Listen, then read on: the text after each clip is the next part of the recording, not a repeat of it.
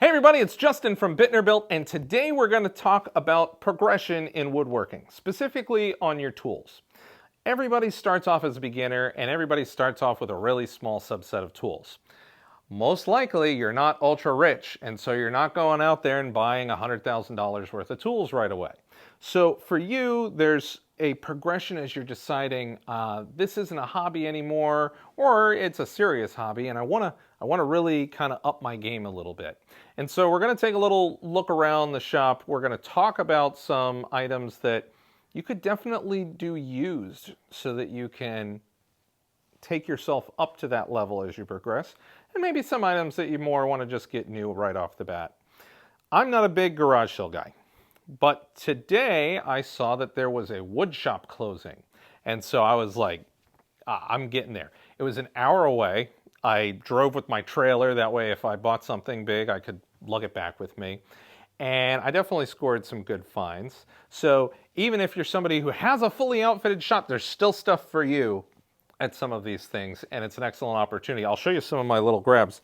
I got a torque wrench, which new is 50 bucks, and I got it for $5. So this particularly I thought would be good for some of my videos that I'm going to need to do. But ooh, my little gem right here, I got the Incra Guaranteed Square. This guy is 90 bucks on Amazon. I got it for $5. So we're going to gently place that right there so we don't scratch that guy up. I was very pleased with that one. I did get a very big toy today too, and we'll talk about that one a little bit later. But let's go ahead and start the progression.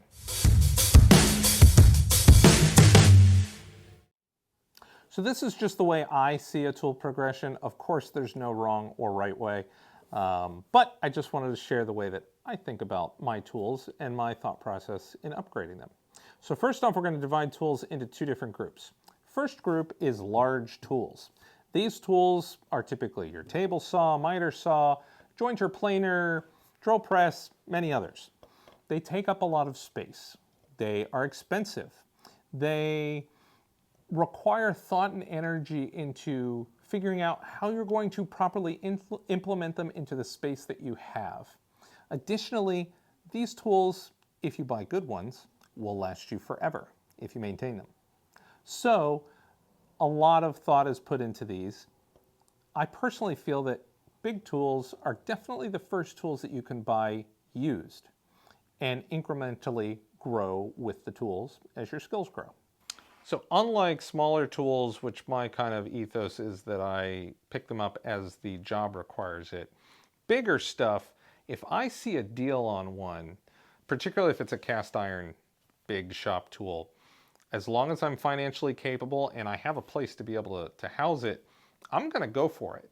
Because these bigger tools at a great deal that are used, especially if they're in good condition, they're few and far between. It's when somebody dies or a business goes under, all the bad things, but to your benefit, you're going to be able to pick up a very expensive machine very cheap. So in the big tool category, I say if you see a deal, go for it. The second grouping of tools is battery-powered hand tools. These guys are cheaper, at least in comparison to the larger tools, and it's very easy to purchase them as you need them for a specific job that you're doing. So these are the types of tools I look at. I probably purchase them new rather than getting them used. My rule of thumb is that I wouldn't buy a tool unless I needed it for the job that I was undertaking. And so gradually I was purchasing things. And that might have even been something as simple as like a palm router. This is something that all of us use every day if you're intermediate to professional, but when you're a beginner, you might never use this guy. And so when it comes time that you have to use that guy, it's an easy rationale to say, okay, I need that tool now. Okay, I'll go spend the $100 and buy this one and add it to my tool collection. In particular with these tools, I cannot stress enough about battery architecture changes over the course of time. When I was a teenager, my father, grandfather, and I built a house from scratch in the middle of nowhere. We literally did foundation to finishing work. It was all us. And of course, I learned some invaluable lessons during that time that I use today. But the tools that we had back then, we had what my father bought, was a Ryobi drill and driver kit. They were the dark blue and yellow color from way back then. And the thing that will always stand out to me is that they could be used for maybe an hour, and then it would take 5 or 6 hours for us to then recharge those batteries before we could use them again. And it literally dictated our workflow for the day because of how bad these batteries were and how long they took to recharge. And of course, my dad didn't want to buy a whole bunch. So nowadays, with the architecture we have, where a battery being able to charge in 15 minutes often to the point where you can use it for the entire day, phenomenal. That gives me pause when I tell people go buy used hand tools. There should be a big asterisk right there. Make sure they're current generation used hand tools, because you don't want to buy old battery used hand tools that could really, die in a very short period of time. All right, so let's talk about used shop tools. This was actually the very first large used item that I ever bought for my wood shop, and I still own it. And this was a great find for me. It's a Craftsman joiner. It's 6 inches by, let's see, not enough, 46. And when I purchased it, it was covered with so much rust that the spindle could not spin when you turned it on. You just heard bzzz when you turned on the power. And it felt like 40 grit sandpaper when you put your hand over the thing. But I was able to pick it up for $100. And so I brought it home. I completely disassembled it,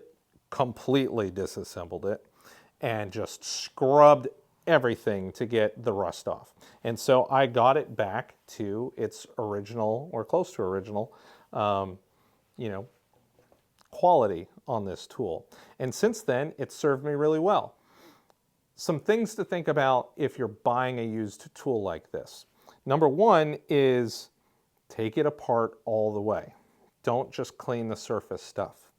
You want to be able to clean it completely and get it to a state of non-degradation, meaning you don't want screws and bolts that are underneath here to be rusty and eventually rust out because this thing's vibrating when it's in use, and all of a sudden your jointer comes flying at you while it's being used one day. That would be pretty bad. The next thing is you want to make sure that you upgrade it while you have it apart to be able to do modern things with it. So for example, this jointer had no dust collection capabilities. And so what I did while I had it apart, I had the jointer removed from the base right here. It was really easy for me to make a box right underneath, but right above where the motor is. And that way, all those chips that were just falling before were now funneled into that box, and then I permanently mounted a dust right connector to it so that I could use my dust collector with it, and it wouldn't make a huge mess in my shop. Also, what I did, and while it is not the prettiest thing, for maximum dust collection and suction, I hot glued around all the edges, and even had to throw that in there because there was a large gap.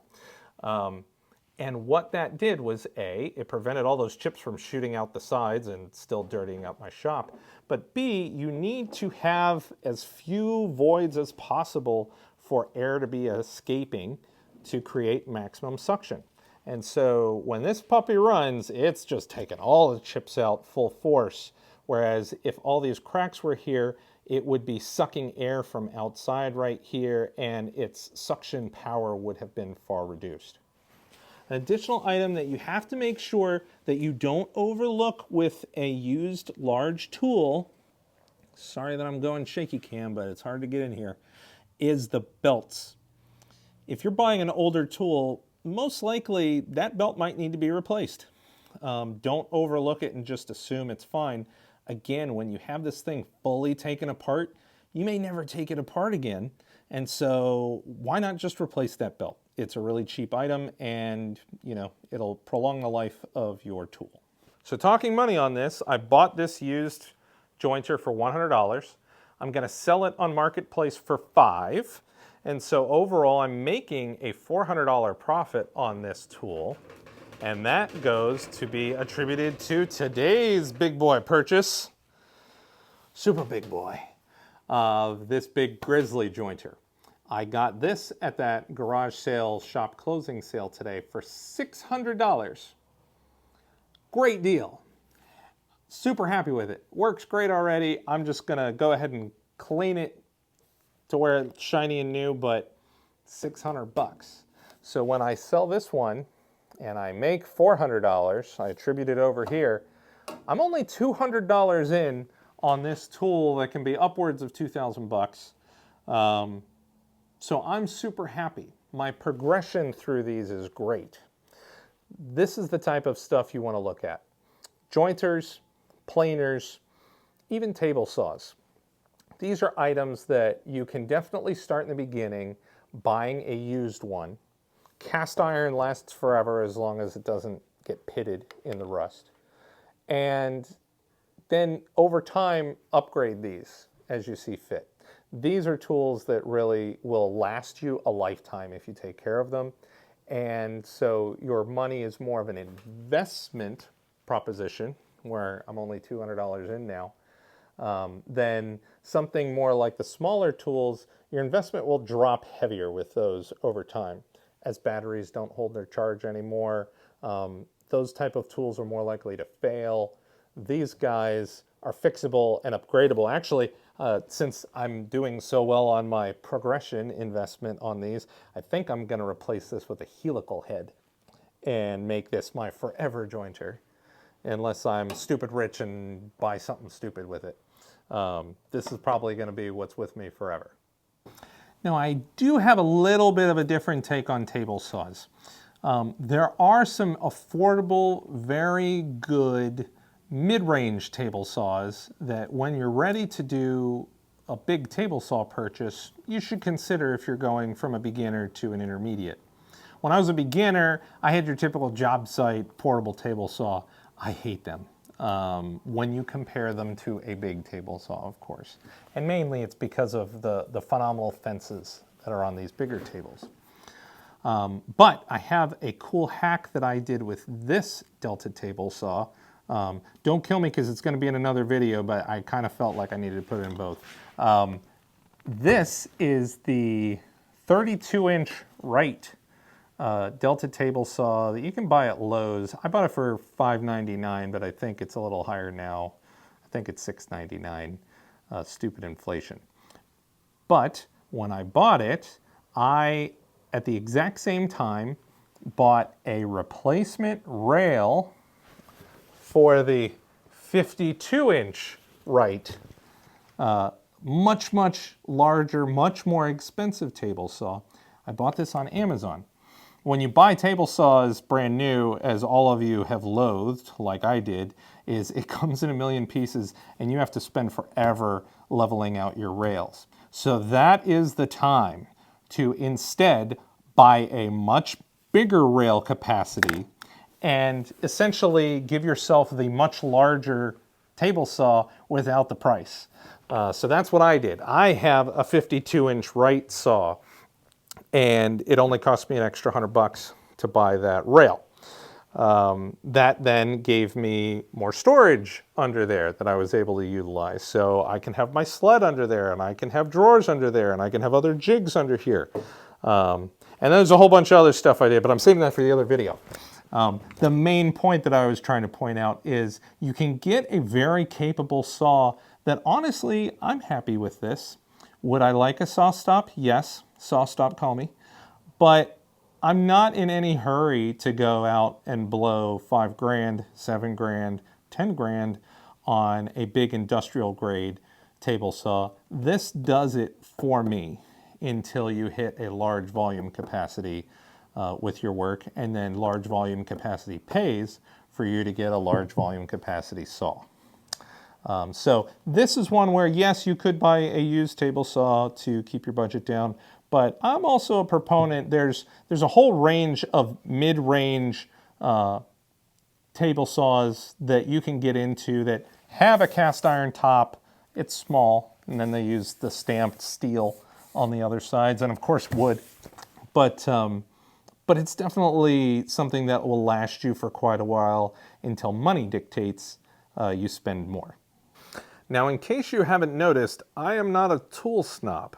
I definitely have some expensive tools, but I'm not somebody that has Festool packouts everywhere. And that's because I know that brand snobbiness isn't something you should really do with tools. Many people do. But the truth is that every brand has good tools. Every brand has some losers too, trust me, even at the high-end levels. But when you're starting out as a beginner, intermediate, don't be afraid to look at cheaper brands, because it's better for you to be able to get that tool and not go broke when you're getting it, because then it enables you to form more of a collection of these tools as you're transitioning from a hobby to something you're a little bit more serious about. If you haven't noticed in some of my videos, I rock a Hercules in my shop. It is definitely not because I cannot afford better. It is because it is a very, very good saw.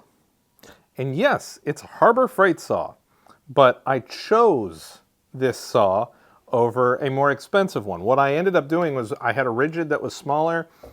I did my research before I was buying a full-size big saw, and I ended up buying two, said I will take them home and play with them, and then I will decide which one I'm going to return.